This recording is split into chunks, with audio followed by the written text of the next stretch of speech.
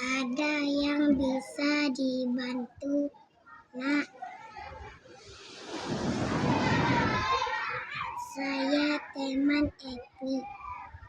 Pak, apakah Epi ada di rumah? Silakan masuk, Nak. Bapak panggilkan Epi dulu. Baik, Pak. Terima kasih ya. Pastinya kamu haus sekali. Ayahku adalah penulis cerita anak Yeni.